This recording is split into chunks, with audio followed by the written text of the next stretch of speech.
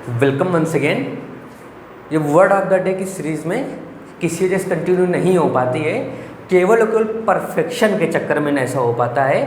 लेकिन भी चीज़ों को पे काम चल रहा है और एनडीए सीडीएस के एग्ज़ाम से पहले आपको चीज़ें बहुत बेहतर स्तर पर मिलेंगी। जैसे भी न्यूज़पेपर में एक हेडिंग था, अखिलेश यादव जी ने सरकार को घेरा है, वर्तमान सरकार को।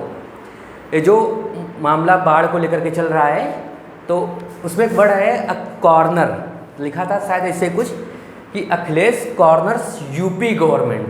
अखिलेश यूपी गवर्नमेंट यानी यूपी सरकार को घेरते हैं over plight of poor during floods, ऐसे कुछ लिखा था कि over the plight of poor, गरीबों की दुर्दशा को देखते हुए ड्यूरिंग फ्लड्स, बाढ़ के दौरान। तो जो कॉर्नर वर्ड यूज किया, जैसे अक्सर लोग कहते हैं ना, उन्होंने सरकार का घेराव किया, उसी सेंस में है कॉर्नर। कॉर्नर का मतलब घेराव करना।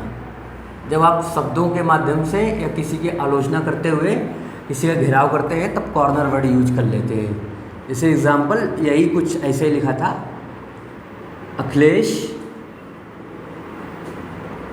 Corners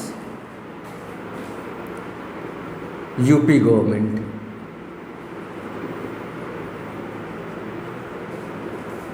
over the plight of the poor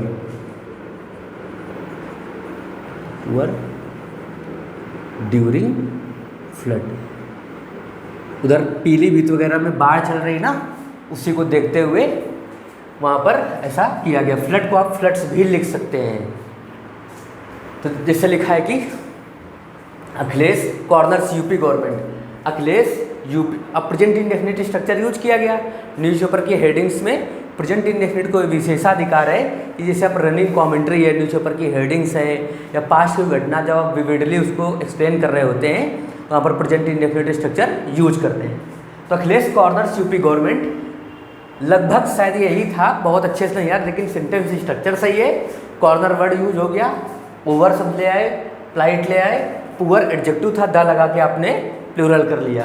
ठीक, फ्लड बाढ़ होता है, फ्लड का फ्लड्स भी होता है। Akhilesh corners UP government, Akhilesh ने यूपी गवर्नमेंट को का घेराव किया, मतलब उसकी आलोचना की, अपना कोई स्टेटमेंट दिया होगा जिसमें उन्होंने यूपी गवर्नमेंट को घेरने की कोशिश की।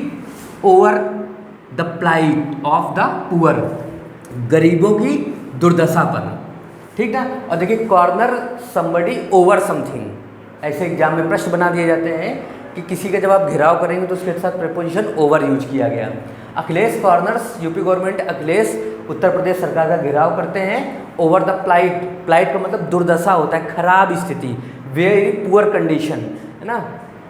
तो way over the plight of the poor, गरीबों की दुर्दशा पर ड्यूरिंग फ्लड, बाढ़ के दौरान। पीलीभीत में अपना बाढ़ चल रही है, उससे उन्होंने अपना एक स्टेटमेंट दिया था। तो इससे कॉर्नर वर्ड आया, प्लाइट आया, उसके साथ आप कॉर्नर के साथ ओवर प्रीपोजिशन यूज करेंगे।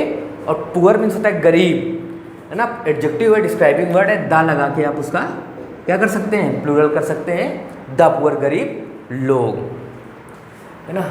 और ठीक है, वर्ड ऑफ द डे के सीरीज जो है बहुत अच्छी तरीके से हम लोग कंटिन्यू करने वाले हैं। ज़्यादा से ज़्यादा वर्ड्स मिलेंगे आपको। और जो एनडीए सीडीएस को लेकर के जो प्रैक्टिस बैच या कुछ मॉक टेस्ट या प्रीवियस पेपर्स, ऐसे कुछ प्लान है, मिनिमम 30 पेपर्स या 30 से ज़्यादा सॉल्व कराए जाएंगे।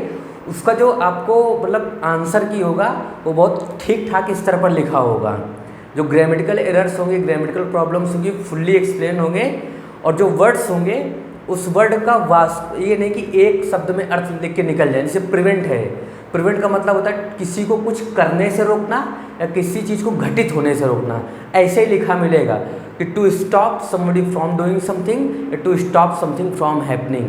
और ये चीज़ें आपको सीधे सीधे एग्जाम में हेल्प करेंगी, है ना। कुछ संसाधनों का अभाव होने के चक्कर में चीज़ें कंटिन्यू नहीं हो पाती, और या यूँ कह लें तो परफेक्शन के चक्कर में कि जो भी चीज़ें पहुँचें आप तक या जो भी चीज़ें वहाँ पर लोगों तक जाएँ, ठीक ठाक स्थिति में जाएँ, बस इसीलिए कंटिन्यू नहीं हो पाती हैं। लेकिन हम लोग लगभग हमारे साथ के जो लोग हैं वो लगे हुए हैं। आप बस कंटिन्यू बने रहिए, चीज़ों को बहुत इम्प्रूव करेंगे। So please keep joining us. Thank you.